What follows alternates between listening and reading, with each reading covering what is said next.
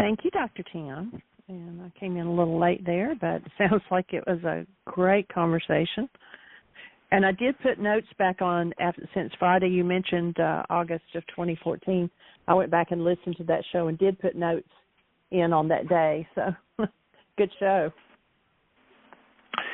All right. Well, thank you so much for that. Have a great show. Thank you. So welcome, everybody, to the second hour of Mindshifters Radio. Today is Monday, March the 22nd, 2021. And their call-in number is 563-999-3581 and press 1, and that puts you into queue to talk to us. We'd love to hear your comments and questions because that makes this your show. And we'll give Michael just a moment to get dialed in. I'll direct you to our website, whyagain.org. There is lots of information out there. You can click on either the Start Here or the bullseye in the middle of the page. Both of those take you to the same place. And there's audios, videos, all of our worksheets. There's MP3s of special radio shows where we've walked people through doing the worksheet. Last week, we had some awesome shows. I mean, we always have awesome shows.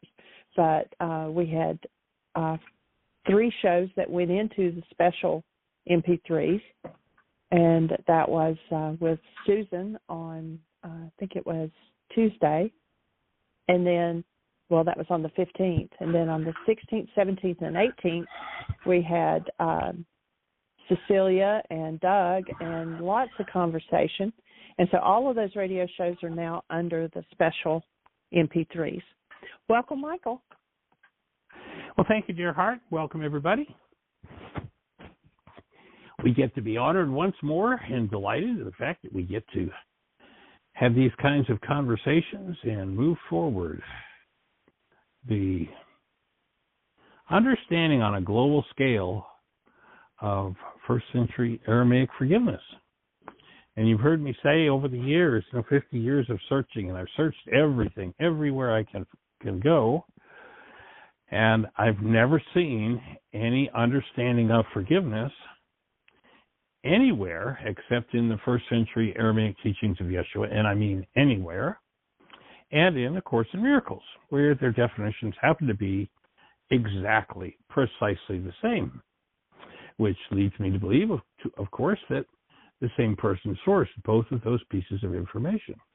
However, I did come across just a couple of days ago someone else who had an understanding of forgiveness. Now, he doesn't call it that, at least as far as I know. I haven't seen where he calls it that, but his definition is quite precise, and the result that it produces is quite precise, and that is Joseph Campbell is quite well known as an historian and a decoder of myths. But I was reading an article and came across Joseph Campbell saying, we must be willing to let go of the life we have planned so as to accept the life that is waiting for us. Awesome. Joseph, we ring the bell for you. You've gotten closer than I don't know how many different authors I've read, how many different places I've looked, how many different questions I've asked, how many times, how many years I've looked for and asked the question. Okay, great. Now you're telling me I need to forgive. So, all right, I got it. So tell me how. Tell me how. Boy, decades searching. And most people are shocked when I tell them that the word forgive, which in Aramaic is shebag, it's been translated as forgive, but it actually means to cancel. So here's Joseph Campbell telling you, in essence, I mean, he doesn't use the word goal, but it's close enough. We must be willing to let go of the life we have planned so as to accept the life that is waiting for us. It's the closest I've seen anywhere in anybody's writings in 50 years to the actual definition of forgiveness. So congratulations, Joseph Campbell, and thank you for all your gifts to the world. You would have been quite a guy to have spent some time with, to have hung out with in person. And We're still on the topic of what is projection and externalization from the book, Why Is This Happening to Me Again? If you're joining and you've got the book handy, we're in chapter 8 and page 47, about the middle of the page. We're talking with the character Richard about blockage of truth and how when we live in denial, there's a cycle that happens with this projection externalization. First, we deny. What is denial? Denial is the act of thinking or speaking as though something outside of us is the cause of what's moving inside of us. That's our precise definition of denial. When I do utilize denial, I have to hide the evidence that's inconsistent with my belief that the problem is outside of me. In other words, the real cause has to be hidden where else but inside of me, which of course means if I never get to resolve it, I get to do it again and again and again. Oh, there's a book about that, isn't there? Why is this happening to me again? And what you can do about it. So when I deny, I have to hide or dissociate from a part of my mind. The part of my mind that I dissociate from, because I've energetically pushed it down, will tend to be intensified or amplified energetically. And those energy waves that move out from me become intensified around that which I'm in denial about. And so, because we live in a universe of resonance, the law of resonance says that whatever intense energy is moving in me, I'm going to tend to resonate or draw someone toward me who has that matching frequency, who's in resonance with that. So we've established that the law of resonance creates motion. If I hold a middle C tuning fork and I put a second middle C tuning fork that I've just slapped on a desk and got vibrating, if I hold that vibrating tuning fork in front of the one that's standing still, this one that's standing still is going to start to move because of an exchange of energy called resonance. So it creates motion. So what I deny, I add energy to by dissociating from it. When I dissociate from it, I intensify the high energy wave that leaves my mind, carrying that particular frequency with it. And through resonance, I will draw somebody toward me. And then when they approach me, when they come to me, they will tend to play out the message of my high energy wave. So if my high energy wave says, and don't you ever do this to me, I set up a resonance for this. Somebody who knows exactly how to do this is going to show up and they're going to do this. When they do it, their action will resonate the dissociated brain cells in me, the ones I've been trying to hide. And they will tend to form the construct, the perception in my mind. And now the person who I am sure is the problem in my life, because the problem is outside of me, my mind has to show me evidence that they're the problem. And so I now generate a literal perceptual construct where I get the visual picture that they're the cause. And I pretend that my mind's construct, the world that I think I see that's outside of me, that isn't outside of me at all, I pretend that my mind's construct is true about somebody else. So I now externalize that construct. So now the cycle is complete. I've done it to myself again. I've drawn somebody to play it out with me. And I've got another reinforcement, another lie that my mind is telling me, a perceptual construct that hides the truth from me and shows me that they're the problem in my life. And then this body that I see doing this to me again and again and again, I actually pretend, instead of being a product of what's going on inside of my own mind, I actually pretend it's outside of me. And I have at least seemingly successfully externalized what it is that I don't want to deal with. So that's what we've been talking about with Richard. So I'm going to continue the conversation with him where I offer him the thought. The mind has unconsciously used its hidden information to build its image of them, quote unquote. We then pretend that our mind's image is a true and accurate picture of the outside world. And I'm not sure why in particular I'm having this thought right now, but I'm going to give vent to it, give expression to it as I'm reading and looking at these words on the page. I kind of just had this flood of appreciation for a gentleman named Bill Corley. For those who were back at Heartland back in the mid to late 90s, you might remember a gentleman named Bill Corley that kind of managed Heartland, and he was actually the one who mechanically put this book together. So Bill, you come to mind. I haven't thought of you in some time. He's passed out of his body. He's been gone for several years now.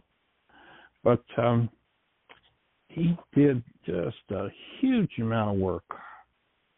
We spent months researching things like what typeface are we going to use, what size are we going to make it, what the page layout's going to be,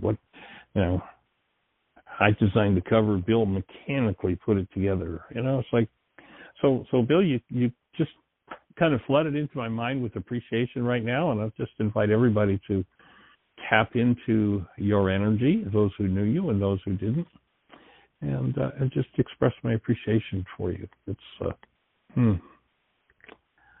that appreciation comes with just a little tinge of sadness. And I'll breathe and let go of my sadness and just be in full appreciation of you, Bill. You were a wonderful contribution to Heartland and to the work. So thank you.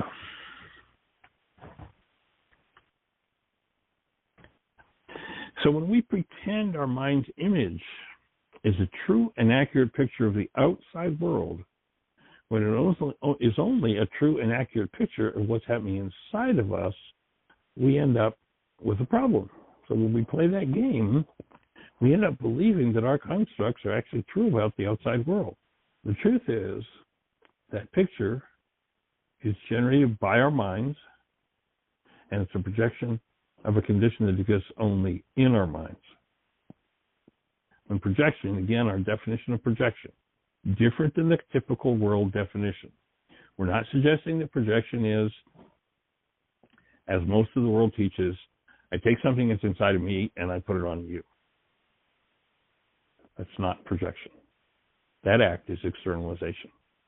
Projection is when brain cells fire in me and I make pictures out of those brain cells, what's firing in me. That's my projection. So perceptual constructs are all projections. Unless we've collapsed the mind and we're not coming through carbon-based memory anymore, but we're coming directly through the intuitive faculty, and accurate perceptual awareness comes to the mind. We call that enlightened perception. So when projection occurs, each person expects others to be responsible for his or her thoughts and realities. Each, in effect, wants the other to change his or her mind. As a result, each mind distorts its picture of actuality. This distortion results from blockage of truth, which is inherent in the act of projecting. The blocked mind experiences powerlessness because it's cut off from truth. We could spend a week on just that one thought. Have you ever felt powerless? Do you know why you feel powerless? Because you've disconnected from the truth. And the way we do that is we say, you made me mad. So when I say you made me mad, I put my power into my brain's image of you, and you show up in my mind with my power attached. The power's still in me. I haven't lost one iota of power. I've just lost awareness and the ability to access my power because I'm stuck in the lie that you're the one with the power.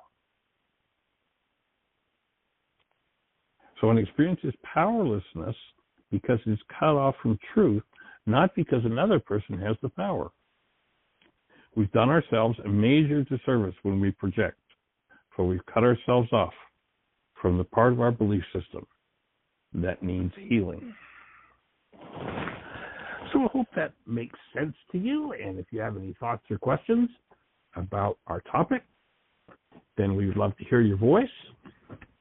If you do not have a copy of the book, but you'd like to have one, it's out of print right now, and you can usually buy a copy for a couple of bucks on Amazon or eBay. The book was published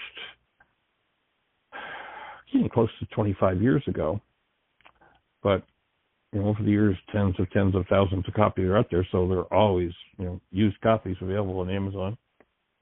So you can jump on there and pick one up, usually for a couple of dollars. Watch out, occasionally there's somebody that's out there that says they've got a signed copy that's only $7,000 or something like that. See me about it if you want to pay $7,000 for a signed copy. I'll use the $7,000 to reprint the book, and I'll sign it for you. In fact, I'll give you a whole case signed if you want to do that. But anyway, and also you can have the book free in. I'm not even sure how many languages right now. We've got German and Spanish and Swedish. Well, we don't have the Swedish edition on the website, but we've got it's partially done in Thai, it's in Russian, Danish, and French, French, Farsi, Dutch, English, Farsi, French, German, Russian, Spanish, and partly Thai. Free. Go to the website. Just click the link on the book and drill down, and you'll find a copy of the book there. You can just print off for free, or you can save. And we have a caller. Read it there. All right. Let's say hello to our caller. Awesome. I think this might be Cecilia. It's area code 602. You're on the air. Hi, Jeannie. Hi, Michael. It's Cecilia. Well, welcome, young lady. How are you doing? How did your homework assignments go, and how did it all come out in the wash? Well, you guys gave more than I even before I got your letter, Jeannie. That I knew that this wasn't right. That I was getting this much help from you guys and not paying you. So I wrote I think I wrote 4 emails as the minutes were getting closer to do this with my neighbor boss, Ron, to come over and paint. I was freaking out. My head was like I could barely function because of the stress level that I felt because I wasn't. So I sent the letter and that you said you guys would read, which Jeannie, you already know that I was going to use some take on your letter that you gave in an email in one of your correspondences, and so I didn't even know that I was supposed to email it to Jeanette Shaw. I think actually all the other ones I did do Jeannie@whyagain.com and didn't hear you say that you were having issues with that one because of the stress level of dealing with this. So I go I don't go unconscious. I go unconscious a lot when I'm in that kind of stress. So anyway, so getting back. So we join you in releasing unconsciousness, freeing yourself of that. That's all just an internal game that you play, probably, as an offhanded guess. Also, take a breath and think about when you watched your power person trying to handle things in their lives, did they become confused and kind of go unconscious? My dad was the model of that for me. He had so much stress when issues came up that you would see him shake and you'd see him get like a mouse in a cage, trying to get out, and so I did feel like that's genetic, obviously. Yeah. So here's what I'd say to Dad, and here's what I'll offer you. Dad, that's a totally and completely internal condition generated by your own goals, that level of stress. And when you start to cancel those goals, you'll find that level of stress that he modeled for you will heal within you, and you'll simply stand conscious and aware and able to function with all of your faculties right there at your fingertips. Full awareness and the ability to think on your feet and move forward in creating your life. I hope you guys can give me a link to this so I can write that down. I tried to write it down to this call. If you can't, when the radio show is over, if you just go to our website, whyagain.org. Okay. It's O-R-G, not C-O-M. Right. And you'll see a microphone on the page. If you click on that microphone and just follow the link, she'll drill right down into the archives of the show. And you just go to today's date. And when we're finished with the show, I'm not sure just how long it takes. It takes them a few minutes to get it up online. And you can just go and download the show and listen to it as many times as you want to. That's awesome. Yeah. So the thing that happened with Ron was above and beyond anything I could have ever imagined. As 8:00 a.m. drew near, and I was telling myself, you don't trust yourself. You don't trust that your letters. You always want somebody else to tell you you're good enough. Jeannie and Michael, Jeannie didn't call. I kept thinking there was a death in the family. Okay, that was one of my main thoughts about why you didn't call. Canceled, I thought, but that's what was going through my head. And then as it got closer to 8:00 when he was going to pull in my driveway, it started to be, I'm an annoyance. I annoy people because, Anyway, so I did a worksheet on that. And good. I rescue dogs. I've always, for the last 15 years, had 7 dogs at a time. And wow. So I have 7 dogs now. And it dawned on me at the last minute, you can't have them sit at the table. Well, we won't even be able to hear each other. My dogs just go off when somebody comes in the house, and they won't stop. So at the last minute, I thought, okay, he's got a truck. I'll just go out there with my worksheet, sample worksheet, the letter and the filled out worksheet I have on my computer that I was going to send you guys, and I will just go out there. And I said, hey, Ron, before you start painting, and I got an issue and I need your help to work it out. Can we just sit in your car, in your truck, and talk about it? It's nothing about you. It's about me. He said, sure. So I got in the truck, and he said, you're stressed, aren't you? And I said, yes. So, I read him the letter, and I put it into my words. It was just a template. And then he when it said, do you have any ideas, before I even got to that part, he had so many ideas that I felt like I was sitting listening to him. Okay? Sweet. So, but it was so incredibly educating me and making it seem like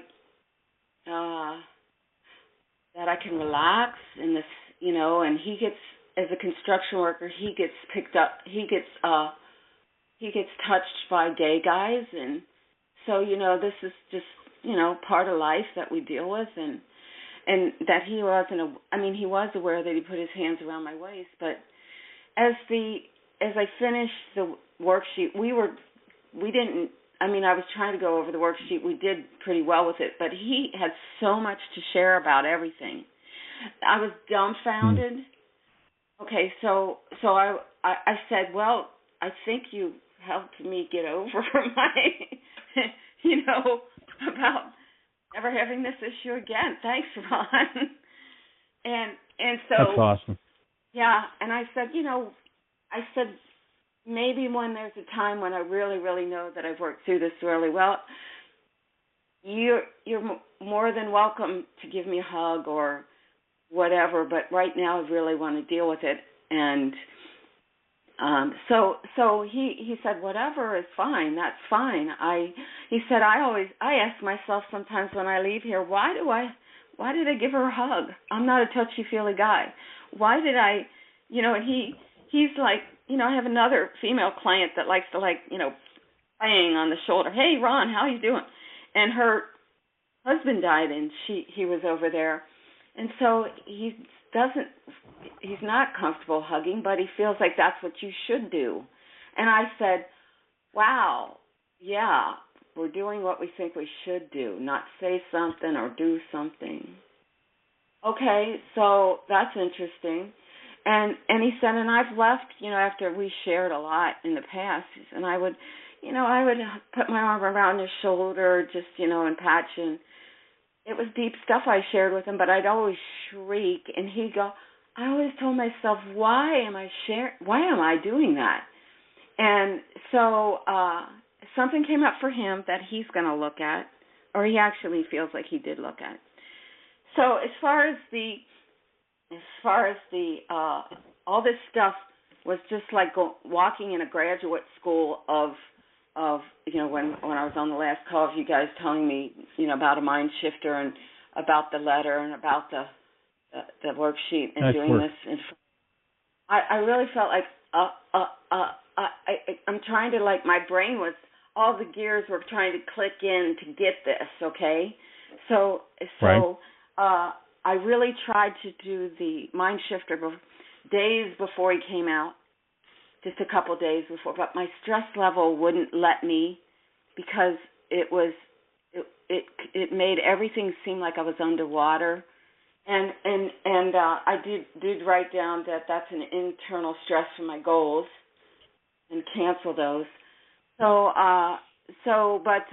I waited till last night. I booked out 4 straight hours to the T, 6:19 p.m. till 10:19 p.m. And I never in my life have ever sat down with the mind shifter that says the men in my life have always appreciated me for speaking up and asking them to keep their hands to themselves. I spent 10 uninterrupted hours of writing. I couldn't believe that I was doing it. I knew I would, because I have a strong will when I want to heal.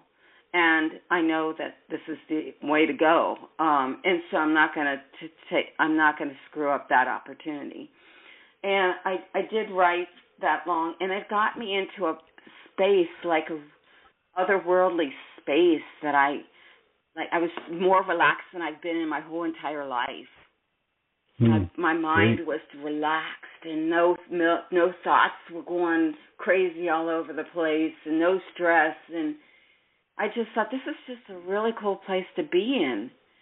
As I was writing. You know what it's called?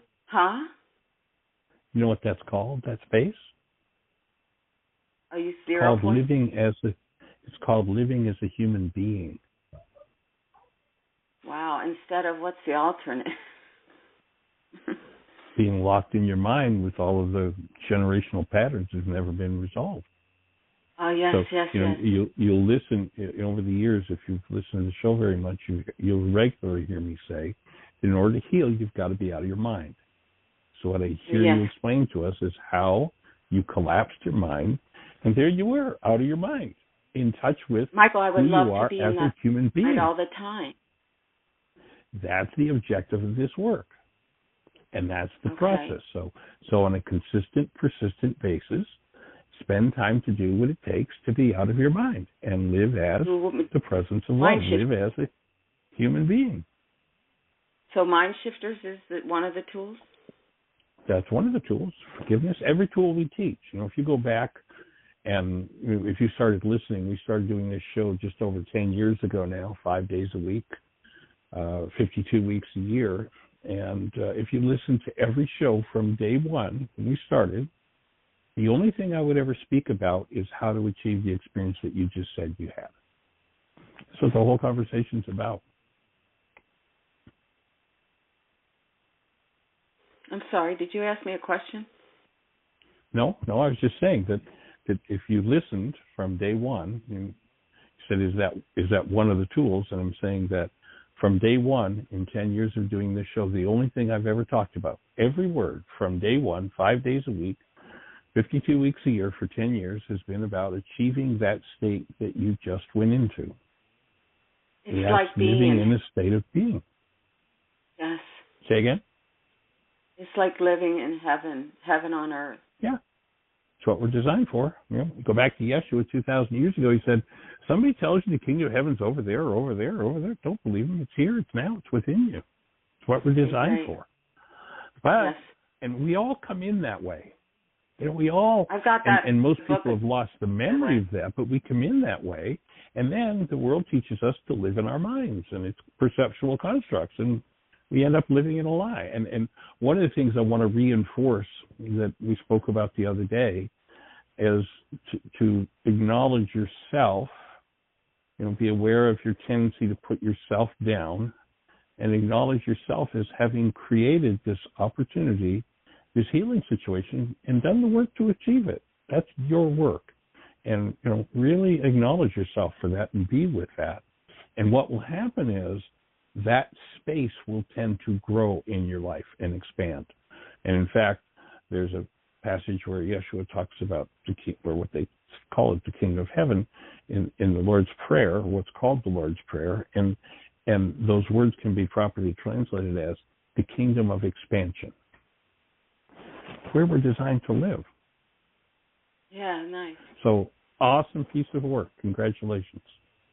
Oh, I wanted to add, not take up the whole call, is that Angie, I did listen to that actually the day that I got off the call with you last Monday, and right. It sounded like a foreign language to me.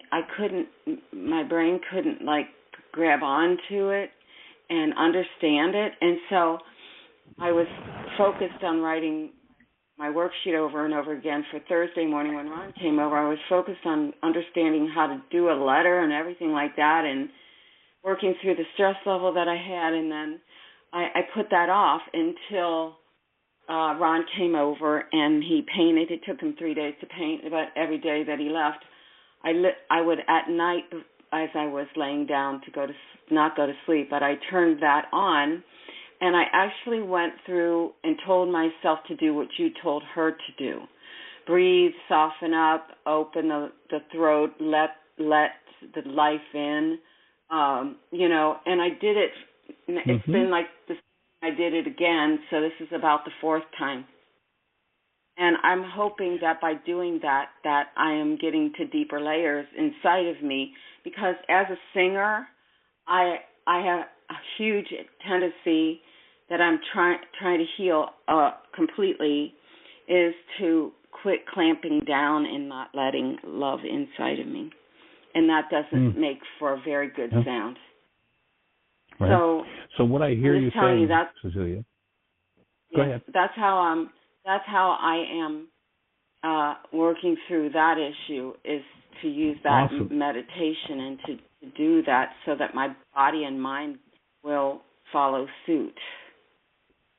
You're right on track. And what I hear you describing is that in listening to Angie's explanation of what happened to her and what she was doing about it, it resonated a lot of old trauma for you.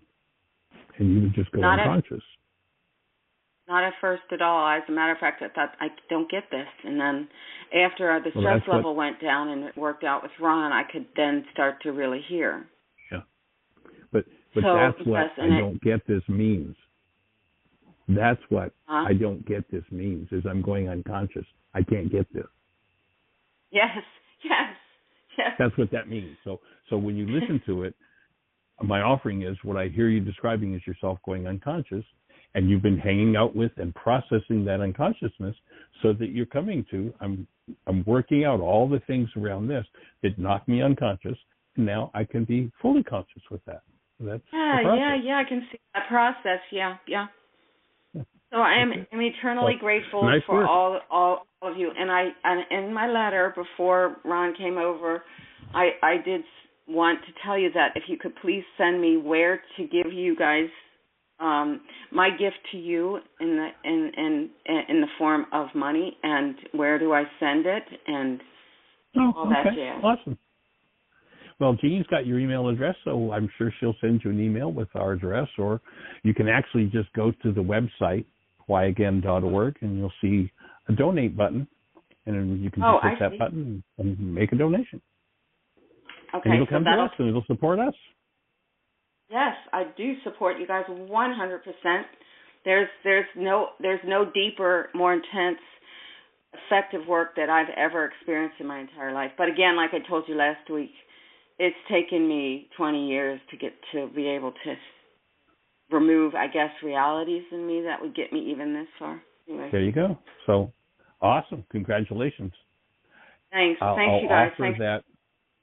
I'll offer that there are less people than I wish would take the work to heart and do what you've done with it and achieve that result. And in you doing that and achieving that result, one of the other contributions that you make is you open energetically the window for everybody else who has a similar piece of work to do to be able to do it just a little bit easier. Yeah. Go back 2,000 years ago, and Yeshua talks about it. I've opened a door wide. Nobody can close it. And each person who walks through that door, who does a piece of their work, opens the door just a little wider for the next person, just a little wider. So thank you for doing that, too. It's awesome. That's a beautiful image for anybody that wants to do the work, which is me. Yep. Yay. Awesome. Thank you. All right, young lady. Thank you for sharing that with us. We really do appreciate it. And, Jeannie had separated that show out and put it in our special archives, and maybe she'll be able to add, this section on as an addendum so that people can be inspired. Anybody who listens to it will be inspired by your success at it. And we just keep trucking along until we get to the point where it's comprehensible to every mind, heart, and being on the planet. Process out the unconsciousness and the part that says, oh, I can't get this, to, oh, here it is. I'll keep breathing. I'll keep doing my work and work through this. So nice work. Yeah, that's my goal, is to out to people through songs that I write. Mm-hmm. But I think I got to cancel those goals and just let my creator create that so I don't have the stress. Let it flow through you. There you go. Yeah. And I have another, I guess this would actually not be an assignment. It would be an unassignment for you. If you remember the intensive that you were at up in Ohio, 20-some years ago, it was just a weekend intensive, if I remember correctly. And I gave you the assignment of wearing the retired perfectionist hat. Oh my God, that was in. Okay, I remember that, Michael. I tell you what, I had such a image in my mind that I don't want to be around you anymore. Okay, because it stirred up so much, and we already worked through this together on another call years ago when I called in. Years ago, Yeah, and so, what what were you going to say about it? You can take the hat off now. You can take the hat off. Take my hat off. You got it. Okay, non-assignment. The reason I gave you that assignment way back then is you were so pounding on yourself to do it right that you put yourself in a prison. So the retired perfectionist hat was to say, okay, I can let go of the need to do everything right and be perfect, and you just finished that assignment. So you can throw the hat away. So again, the assignment was to wear a hat. What was it? Well, you remember in the class I had this crazy hat that I gave you and asked you to wear. So and it was all the art yarn in a tangled ball. Yeah. Yes. Yeah. So my assignment now is metaphorically, you can throw that assignment away and just be. That's that state that you achieved, the state of being. Yes. Thank you so much. You are so welcome. So welcome. Right. Nice work. All right, young lady. Thank you for sharing that with us. That's awesome. You guys are welcome. Thank you, and I will humbly step aside. All right. Well, you have a blessed one. Lots of love. Thanks. All righty. Bye-bye. And Cecilia, I did get around to reading the emails after I found them, and you did awesome. What, baby? I got to take care Oh, what of a my little beautiful one here. voice. Beautiful voice. That's So you did unusual. get them. Okay. I wondered if they would someday ever get there. Yes, they did. Thanks for letting me know, Jeannie. And I'll say okay for her. She turned to, it's kind of unusual to hear Aria Rain cry like that, so I don't know what's going on, but we'll ask everybody to hold the space for her. Hey. Awesome. All right. For a baby, All right. yeah. That's love and blessings. Well, I don't start from the beginning with holding a safe space. Okay. Here you go. All right. Take care. Bye-bye. Bye. All right. So we'll ask everybody to hold the space for Aria Rain. I don't know what's going on for her. It's pretty rare for her to come up with that kind of a cry. And Aria's now 29 months. She's been circling the earth and breathing air on her own. And the first 3 months, her parents had both had maternity leave, so they pretty much had her for the first 3 months. But since then, we've had her an average of 3 to 4 days a week. And in 26 months or so of her being here 3 to 4 days a week, I've maybe heard her cry, unless she, fell and hurt herself, hurt herself. But other than that, maybe heard her cry for a total in 26 months of maybe an hour and a half total over that many months. So it's kind of unusual. Back to the phone. She pinched her lip. Yeah. Oh, ouch. How did she do that? Yeah. She is so fascinated with the stapler and the staple remover. And somehow or other, she put the staple remover in her mouth, and it's got a sharp point. So it's like, you don't put things in her mouth like that, baby girl. Yeah. But we're okay. Still a learning process. Yeah. Okay. We give you a big hug, sweetie. Okay. Papa says he gives you a hug, okay? Okay.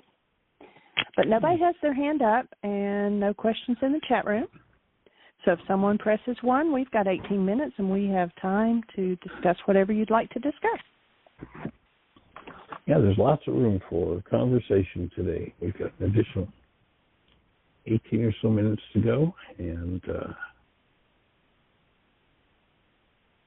I can only imagine that after the conversation we've had about denial, dissociation, projection, externalization, there have to be some details about that somebody would like to get a little clearer on, or what Cecilia had to share with us in her process. Just an awesome description of jumping in and doing a very old piece of work. That's the kind of work, Cecilia, if you're still listening, that the level of trauma that was there for you around that sexual abuse very likely didn't start with you. Very likely, if you were to go back and speak to either the women or the men, because it goes in both directions, in your family we have system, a hand up? You probably wouldn't have to go too far to find someone who was carrying that load. And so another thing to be proud of is the fact that you've opened that energy window for, even if it's someone who's in your family system that's already passed, that you've opened the energy window for that energetic load to be lifted from them. So nice work. So let's talk to somebody who's got a hand up. Jeannie? Area code 773. You are on the air. Who do we have? Hey there. Can you hear me? You are loud and clear. Who are we talking to? This is Lenard Anita Marie here. Oh, young lady. Good to hear your voice. How are you? You haven't been on this show in a while. Right. Yeah. Well, I told you I needed to put it in my calendar, and you graciously sent me the phone number, and so I put it in my calendar with all of the notification reminders, because I had a commitment. You know me, when I get a commitment, I'm like on it. So You're here rocking. I am. Yeah. All right. So I just So what do you have to wanted share with us you today? know, What's your on your mind today? to say, hello to you and to Jeannie. Hey, girl. And I wanted to get here before you took your much deserved, respite from, Sabbatical. caregiving. Yeah. So I just wanted, to be in the energy of the show, and I was glad I got on because the first piece you started with about resonance, I was like, yeah, okay. That's what, because I've read the book like several times and done the sheets and did the workshops, years ago.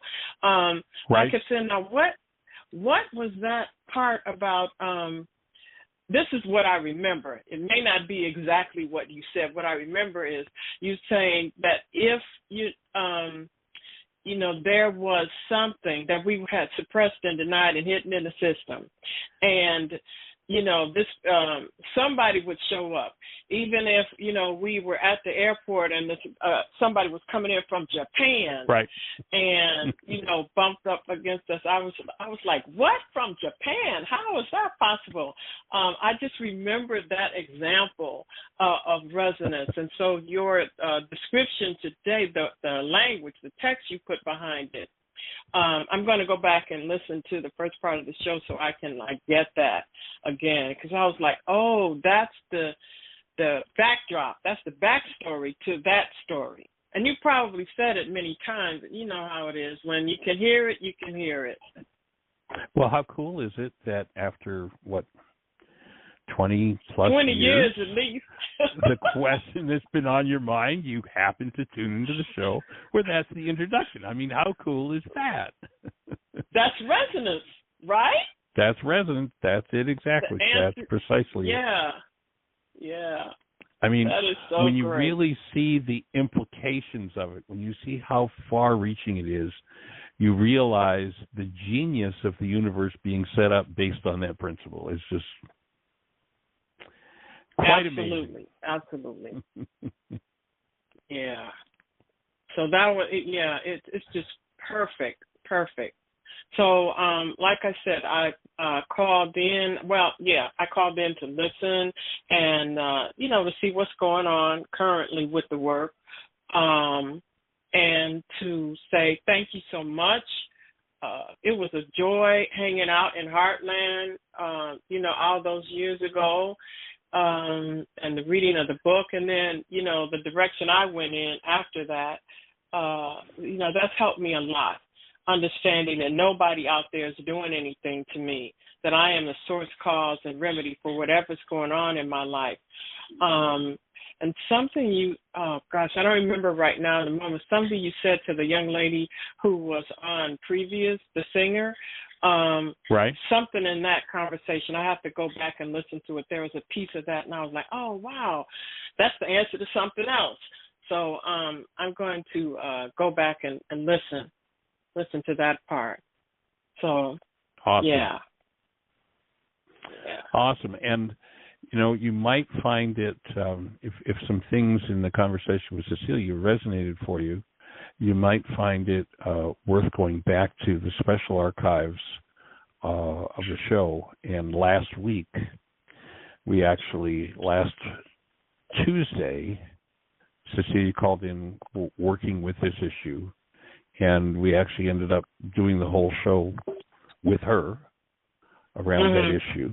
And then just right at the end of the show, a gentleman came in that kind of bounced off of some of what Cecilia was processing that triggered for him relationship issues. And the next 2 days, we ended up in conversation with him, really cleaning up a lot of energetic dynamics around relationships. So you might find those shows interesting to go back and listen to as well. So okay, if that's if that with what I was looking for sparks that, definitely I will do that. Yeah. Cool. Well, it'll be interesting to see what your the shorthand is of your notes if you end up doing that, and what it brings up for you. So always interesting. Cool. To notice the Well, things, it's a delight to hear find your out voice. the things that have been suppressed and denied in the system. It's always a good thing. Yeah, I love how Dr. Tim says it. The first hour of the show is done by a psychologist in Chicago, Dr. Tim Hayes, and one of the things he likes to offer to people is when they're like, "Oh, I don't want to look at that, I don't want to deal with that." It's like there is no such thing as bad self-knowledge. All self-knowledge. Right. Yeah. Right. It's safe and healing to get in touch with anything and everything and clean it up. Yes. Yes. It's something you said sparked in my memory. It had something to do with the body. That whatever's like showing up in the body is an opportunity for healing. So whatever it was, that part of it, what you were saying to her. Right. Like I said, I'm going to go back and listen. That's what it was. It had something to do with the body, given, the situation that I've got. So this is here for me to learn something, to heal something. It's like, right. Okay, cool. Yeah, somewhere in the beginning of all of this last year when I found out what was going on in the body, it was like, oh, yeah, this is, okay, something for me. This is an opportunity for me to heal. So I remembered it then.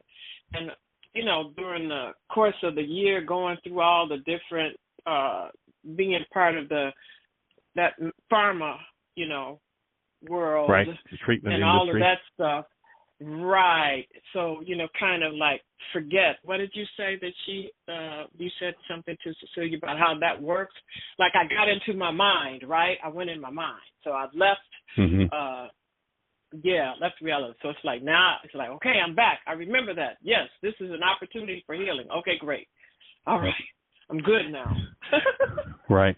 And the lead in to that conversation really comes from the opening words in the book of John in Aramaic out of the New Testament, where we're told that those opening words say, in the beginning was the Word, and the Word became flesh. But in fact, what it says is, in the beginning was the mind energy. Or another proper translation is, in the beginning was the willed action, and the mind energy, or the willed action, became flesh. And, when we circle around now 2,000 years after those words were spoken, what the cell biologists are proving to us is that when we literally think a thought, that thought produces a molecule, a neuropeptide in our structure, and that neuropeptide, that little energy pattern, moves around within the structure until it finds a cell with a receptor site that matches it. It then lands on the receptor site and inserts itself. Now, the cell biologists don't say this. I put this into the equation because I think the cell biologists are slightly off. What they say is that the cell replicates the neuropeptide. But energetically, those receptor sites are antenna, and just like a TV signal comes in, the television doesn't replicate the TV signal. The television reflects the TV signal. The television, the signal inserts itself in the television set, takes control of the mechanism of the television set, and becomes the expression on the screen and in the sound. Well, in the same way, that neuropeptide, that thought, lands on the cell and inserts itself in the cell. And if we were on the outside watching the cell, we'd see these little antennae, kind of like what we've been shown this picture of coronavirus. All those little coronas are antennae. Mm-hmm. Something that matches this particular antenna lands. That's, so we see that from the outside of the cell. If we were to step inside the cell and look, and we were to look at that antenna as it projects out from the cell, we'd see this energy pattern coming in and inserting itself, becoming part of the cell. And what we would see on the outside, we would see, if we had the eyes to see it, we'd see mind energy. On the inside, we'd see what we call chemistry. It literally shows up and changes the chemistry of the cell. The challenge of forgiveness, to me, when I realize there's something distorted in my cells, it's creating what the world calls a dis-ease.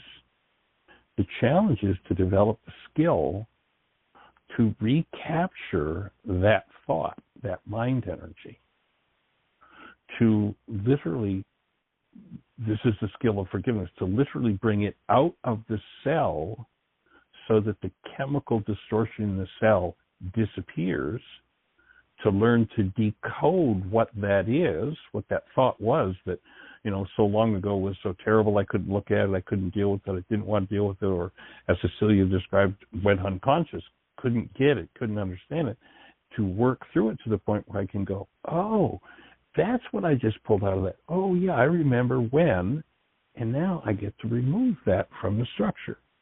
Now that the interfering energetic pattern, or what we call chemistry, it's really not chemistry, it's still mind energy. When we neutralize that interfering pattern, the cell is able to go back to its natural state, its natural condition. It's no longer diseased. And that's the essence that of is healing. So great. Real healing. Yeah, that is so great.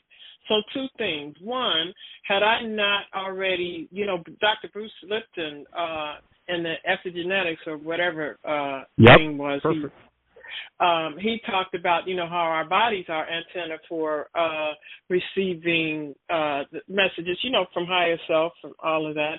And so what you just described with the cell is like, so the cell, for the cell, I'm like its higher energy. So it's receiving those images from me, which he called environment. But I got it.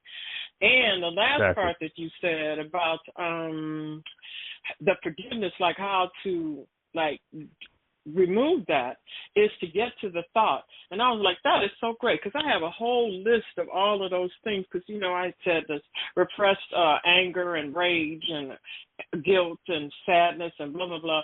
And, people or situations that they're attached to. I wrote out the list, sometime, and I'm like, I did not deal with the thought that went along with that. I just knew, okay, yeah, I had issue with this person, like that. So now I can go back and look at that list and go to the thought that I, whatever that issue was, and release that, lay it on the altar, that I really love and appreciate the forgive, because I actually have an image of, you said it's forgiving. So I have an image of walking up the steps to the altar and laying that on it, turning around, putting my back to it and walking away, laying it on the altar, laying my burden down and walking away. Yep. You got it. Yeah. So recapturing the thought disorder behind the emotion that's warning us there's something off base. Every physiological expression of any form of hostility or fear is saying, warning, warning, here's something you're putting into the cell. When the cell when the mind energy hits the cell and it's not supportive of the cell recoils with this emotion that says, ouch, rage, pain, fear, whatever it is. It's just a warning signal generated by the landing of that energetic pattern on the cell.